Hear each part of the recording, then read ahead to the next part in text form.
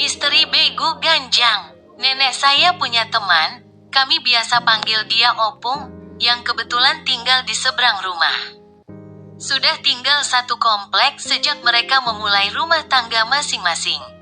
Sudah rahasia umum kalau Opung ini memelihara begu ganjang. Oh iya, sedikit informasi, di Sumatera Utara masyarakat percaya. Begu ganjang ini fungsinya untuk menjaga ladang dari pencuri.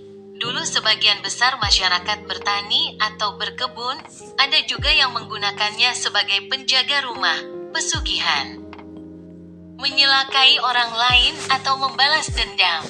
Oke, kembali ke si Opung. Dia punya 6 orang anak juga suami yang dulu hanya seorang satpam di kantor BUMN. Tidak berselang lama suaminya tiba-tiba dapat promosi menjadi pegawai tetap, bahkan dalam kurun waktu cepat naik menjadi manajer. Belum lagi si Opung ini tiba-tiba buka rumah makan besar sekali dan punya banyak pelanggan. Intinya sudah kaya raya dalam kurun waktu cepat. Di komplek hanya dia satu-satunya orang yang sanggup menguliahkan anak-anaknya ke luar negeri. 4 orang kuliah di Jerman, UK dan Australia. Kebanyakan anak-anak lain di komplek hanya kuliah di kampus dalam negeri atau menjadi ABRI, sekarang TNI. Suatu ketika si Opung harus bersedih karena anaknya nomor 3 yang baru pulang dari Jerman untuk menjenguk dia tiba-tiba demam. Dibawa ke rumah sakit, kata dokter demam biasa. Opung juga bilang ke tetangga kalau anaknya itu masuk angin karena terkena gerimis. Tapi hari demi hari tak kunjung sembuh hingga puncaknya di hari ketiga, anaknya meninggal dunia. Si Opung terpuruk dan mulai ikut sakit. Tahun berikutnya, anaknya yang lain juga mengalami hal yang sama.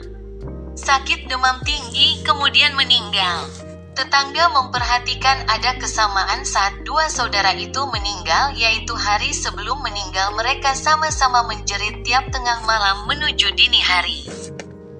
Seperti orang ketakutan dan marah. Bahkan tetangga pada ikut keluar saat itu, dikira berantem. Si Opung tambah terpuruk. Beliau bahkan menutup bisnis rumah makannya karena sudah tidak semangat lagi. Untung suami yang lebih dulu pensiun masih menerima gaji pensiun yang cukup memenuhi makan mereka sehari-hari. Tapi mungkin karena kebiasaan dan gaya hidup yang sejak awal sudah ketinggian, gaji tersebut tidak cukup bagi mereka. Misalnya, mereka tidak mau makan beras dari pasar. Harus beras kualitas tinggi yang diimpor, dan harus beli di supermarket. Anak-anaknya juga begitu. Gengsi tinggi, mobil harus ada 1 per orang. Lama-kelamaan gaya hidup itu yang menghancurkan mereka sekeluarga. Semua anaknya, bahkan yang lulusan luar negeri, hanya menyandang gelar sebagai hiasan. Satu pun tidak ada yang bekerja.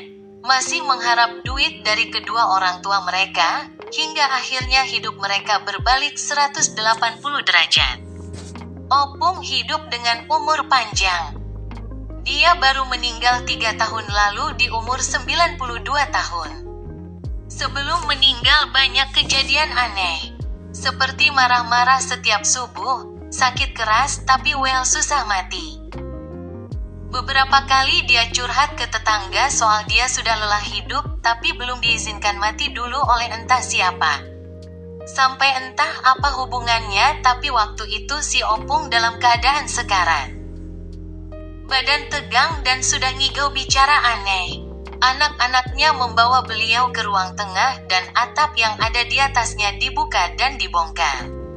Katanya dia harus menghadap langit terbuka baru bisa meninggal. Dan benar saja, setelah dihadapkan ke langit dan dibacakan doa-doa dalam bahasa daerah Opung, doi akhirnya bisa istirahat selamanya. Sebelum meninggal, Opung memuntahkan seekor ikan emas kecil. Lebih mirip Mas Koki dari mulutnya dan masih hidup, serius deh. Percaya gak percaya? Ada tetua adat mereka di situ mengatakan dalam bahasa daerah kalau harus ada penerus opung yang melanjutkan menelan ikan itu atau sekeluarga besar akan mendapat bala. Akhirnya anak sulungnya yang mengalah dan melakukannya. Menelan ikan itu hidup-hidup.